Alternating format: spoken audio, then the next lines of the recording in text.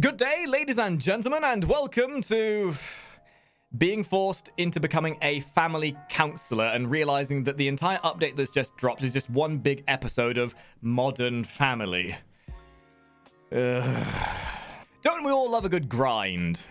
That didn't mean to come across quite as lewd as I thought it would, but hey-ho.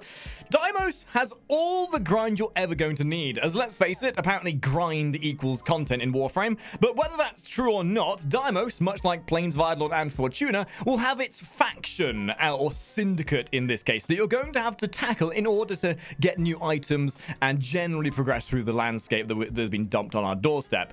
And through the process of this video, we're going to explain to you exactly how that works and how the best ways of farming the syndicate reputation will function. It's not quite the same as what we've seen on other open worlds, however. They have indeed some new elevations to this rep leveling system. Imagine how current syndicate rep grinding works. It is in essence that same sort of system. Instead, it's now been changed to be a bit more intuitive and a bit more interesting to look at from an outsider's perspective, and in my eyes has probably one of the more interesting methods of actually handling reputation that we've seen so far.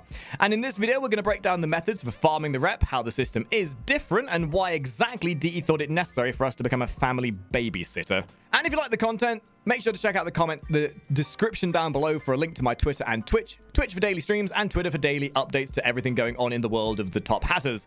So enjoy the show, and hopefully this video will be of use to you. So just before we start, Deimos has two main reputations you'll be earning for. The first and the main one being the Entrati Family, which consists of, well, the Entrati Family.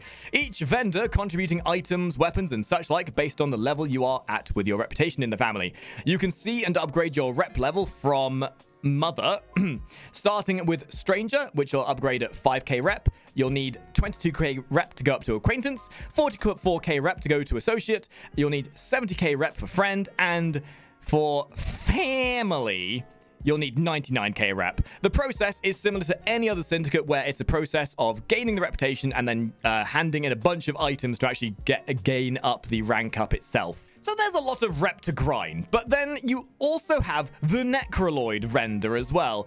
Not gonna lie, calling someone a Necraloid sounds a bit rude, but that is what it is. This then only has 3 ranks, with the base level being Clearance, again requiring 5k rep. Then you have the Modus rank, which requires 22k rep, and the Odema rank, which requires 44k rep. And this one will then focus on building and the improvement of your Necromech. For all intents and purposes, though, we are going to focus the majority of this on the Entrati, as the Necraloid is kind of a more simplistic function and honestly doesn't need much of an incentive to understand how it works. Now, this video will serve a dual purpose, with the main facet being to show you the best rep grinding methods, but also the general purpose of each vendor, what they sell, and such like. But also, I want to show you the systemic nature of how each vendor interacts to form what I consider to be one of the more enjoyable rep grinds we have had to date.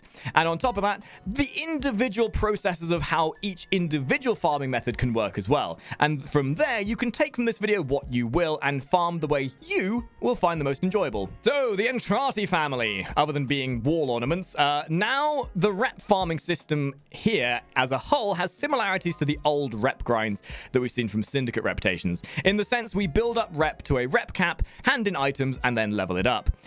In essence, to progress the next level, it's going to be exactly the same, except for a couple slight differences. The Entrati have clearly lost all sense of reality, being fused with the wall and all, as now they trade in stone tokens. Each of the family members will give you different tokens based on what said family member asks for. These tokens are then traded to a grandmother, yes, there's a grandmother, for the overall Entrati reputation. The first member of the family, and probably the most important, as this is the one that's going to show you your progression of rep, is Mother. Mother gives mother tokens, and these are simply enough obtained by doing bounties on Deimos. The higher the level of the bounty, the more tokens she will give.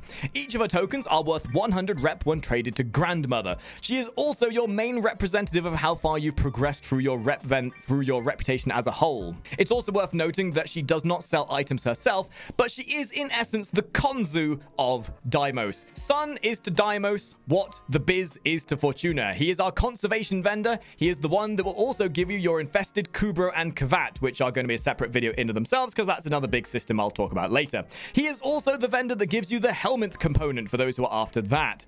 Now, once you start handing in floof tags to him, he will then give you Sun tokens, which trade in for 500 points each. You can guess who the favorite sibling is here, can't you? Daughter, other than being absolute waifu material is our fishing vendor. Her tokens are worth 100 rep each, and if you're seeing a bit of a trend here, that's because there is. The fishing vendor will require fish components, so you're going to have to go out, get some fish, and cut them up to get the components to get your tokens from her. She then sells typical fishy things with fishing cosmetics, and she also sells the new spears. These spears are going to be needed for catching fish more efficiently. You see what I did there? Efficiently? So funny. Father, like a typical dad of the family, just asks for random shit you find around the house. Random resources and materials are what you trade for his tokens, which are worth 100 rep each. And he also gives the majority of your main rep weapons and the new, very fancy, very shiny, Prime-only mods for the Ak Bronco, Ak Skeleto, Paris, and Soma Prime, which will likely get extended on in the future as well, but these are where you get your Prime-only mods. I did say this was a bit of a dysfunctional family, didn't I? And now for the adopted stray dog of the family, Otak. His tokens are worth 100 each, and yes, he has tokens. This is your mining vendor, so it's no surprise he's going to ask for mining materials in exchange for his tokens. He doesn't come with a mining laser. He is also there to give you your blueprints for your refined materials and such like. Now, as for the Necraloid, it is worth mentioning in passing, it is a simplistic reputation to earn. In essence, you will want to do the isolation chamber bounties that you get from Mother. These isolation chamber bounties will have a reward on each tier that correlates to different tokens that you hand in to the Necraloid vendor down in the operator only room. Each of these tokens will be worth a different amount of reputation, and once you hand enough in, you then do the typical Syndicate rank up process. Everything with the Necraloids are pretty self-contained. This is where you're going to build your Necromechs. It's where you're going to upgrade them, change them around. It's where you're going to build new components, and pretty much doesn't need that much of an explanation. Now, realistically speaking here, the process of farming all of these resources are pretty self-explanatory. The individual vendors will ask for the relevant materials for the vendor, i.e. the fish vendor wants fish, the mining vendor wants mining materials. But what would you say is the fastest way? It's worth noting that you will just vicariously farm these materials as you go about doing your business on Deimos. And I think it's worth taking advantage of some of the other methods that you will come across to increase your efficiency of earning these resources so you can rank up quicker. In my personal opinion, the best way of earning rep will be to base yourself around always having a bounty active of some description. That way, you're going to be getting Mother tokens whilst using these other methods we'll be talking about vicariously whilst earning tokens for your other vendors. You see, much like what we learned from this episode of Family Feud, it's all about synergy and making them all work together.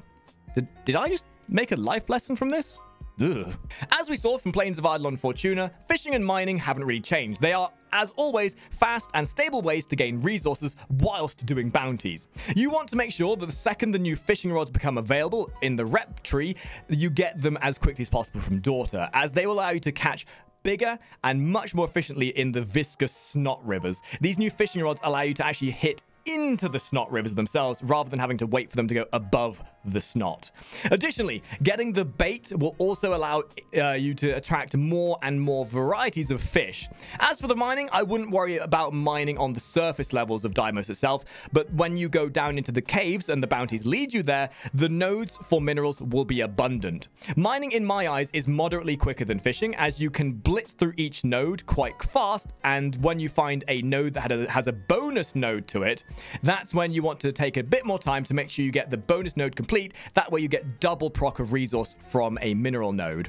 If, however, you fancy going a bit against the grain and you have a moderate disposition for wild animals, floof hunting or conservation does reward more rep per token. If you are savvy with the art of hunting floofs, then you can, in essence, get more rep quicker, but it does then detract from your ability of doing the main functions of Deimos. It's just with material farming, with fish and resources, you are going to be vicariously doing more systems at the same time. It just happens that in the process of floof hunting, you are going to be building up towards your infested Kavat and Kubro as well. I realized that this guide isn't really so much of a guide, so to say, because this entire thing can be summarized by just doing the bounties.